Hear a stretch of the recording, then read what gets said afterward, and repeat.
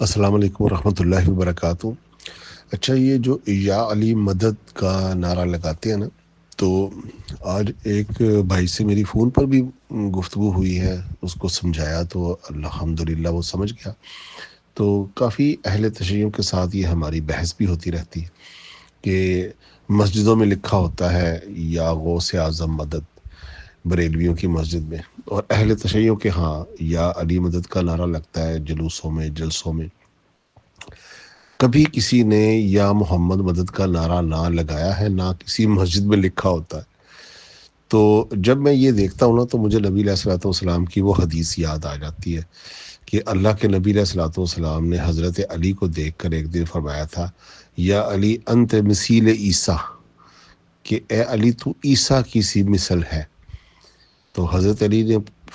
پوچھا کہ یا رسول اللہ، آپ نے یہ کیوں کہا مجھے کہ انت مثیل عیسیٰ، کہ تو عیسیٰ کی مثل ہے؟ تو اللہ کے نبی نے فرمایا، عیسیٰ علیہ السلام جو تھے، ان کے اندر لوگوں نے ایک ایسی خوبی بنا ڈالی جو کہ ان کے اندر نہیں تھی، یعنی کہ ان کو خدا یا خدا کا بیٹا کہنا شروع کر دیا، اور محبت میں یہ لوگوں نے کیا، عیسائیوں نے، اور پھر یہودیوں نے عیسیٰ علیہ السلام کی عداوت میں، بغض میں، ان کے اندر ایسے نقص پیدا کرنے شروع کیے کہ جو ان کے اندر ایسے نقص نہیں تھے، جیسے انہوں نے ان کو ولد الزنا کہتے تھے۔ اے علی تو بھی مثیل عیسیٰ ہی ہے، کہ تجھے ایک طبقہ اتنا اوپر لے جائے گا، اتنی محبت کرے گا کہ تیرے اندر ایسی خوبیاں وہ کہنے لگیں گے جو تیرے اندر نہیں ہوں گی،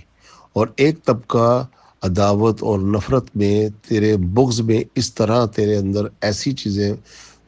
ظاہر کرنی شروع کرے گا جو تیرے اندر نہیں ہوں گی۔ جس طرح خوارج نے حضرت علی کے اوپر کفر کے فتوے لگا دیے، اور ناصبیوں نے حضرت علی پر لعنت کرنی شروع کر دی، اور نصیریوں نے حضرت علی کو خدا کہنا شروع کر دیا، یا ان سے استمداد شروع کر دی، غیب میں حاضر و ناظر جاننا شروع کر دیا۔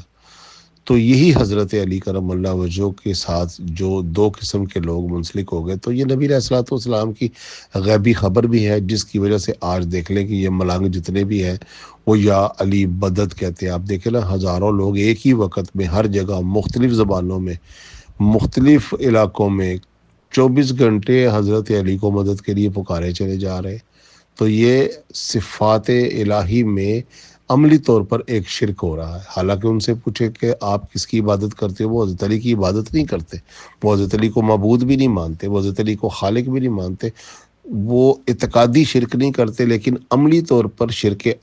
عملی فی الصفات ان سے ہو رہا ہے۔ تو آپ دیکھیں، قرآن ہم لیتے ہیں نا، ہم شیعہ کتب میں جاتے ہیں نا، ہم سنی کتب میں جاتے ہیں، کیونکہ حسب مخالف کی وجہ سے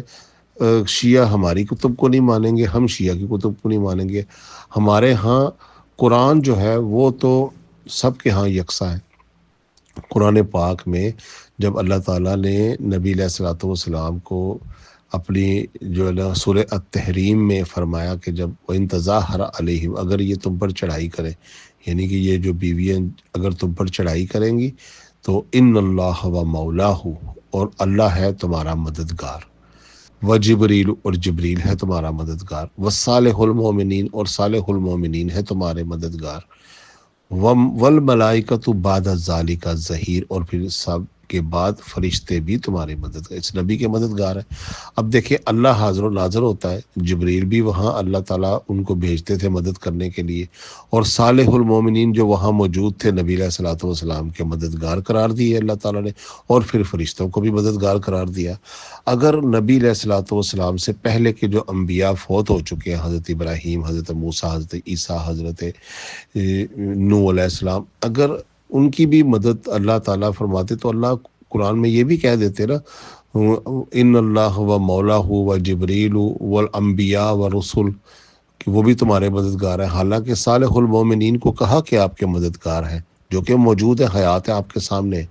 تو فوت شدگان جو تھے ان کو مدد کے لیے کیوں نہیں اللہ تعالیٰ نے کہہ دیا کہ تمام رسول بھی اور نبی بھی تیرے مددگار ہوں گے؟ یعنی نبی علیہ الصلوۃ والسلام نے بھی اپنی حیات میں مشکل اوقات میں صحابہ کرام کو مدد کے لیے پکارا، انصار اور مہاجرین کو مدد کے لیے پکارا، ان سے مدد لی جنگوں میں، جہاد میں، قتال میں، کبھی اپنے سے پہلے فوت شدگان کو یا نو مدد یا موسیٰ مدد یا عیسیٰ مدد یا ابراہیم مدد کہہ کے کبھی نبی علیہ الصلوۃ والسلام نے ادعا نہیں کیا۔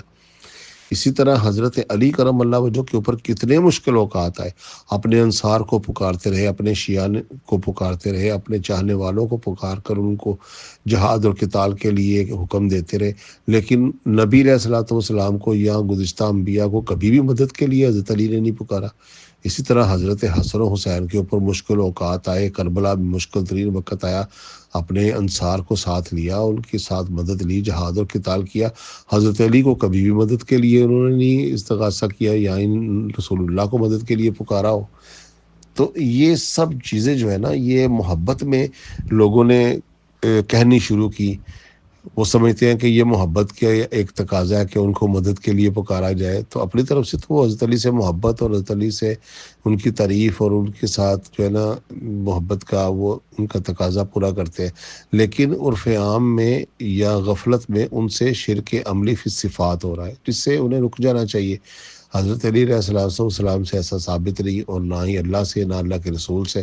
ایسا کوئی عقیدہ ثابت نہیں ہے کہ ہر وقت ہر جگہ پر ہزاروں لوگ ایک ہی ٹائم پر حاضر و ناظر جان کر مختلف زبانوں میں ایک شخصیت کو پکارے چلے جا رہے ہیں۔ یہ تو صرف اللہ کا ہی استحقاق ہے۔ تو اللہ کے علاوہ کسی کو یہ درجہ حاصل نہیں کہ وہ ہر جگہ پر موجود ہو اور ہر وقت کروڑوں لوگوں کی ایک ہی وقت میں بات بھی سننے کی اہلیت رکھتا ہو۔ یہ تو اللہ کے سوا کسی کو اس کا کوئی اختیار ہے ہی نہیں۔ تو اس لیے ان نعروں سے، ان شرکیہ کلمات سے اپنے آپ کو بچانا چاہیے۔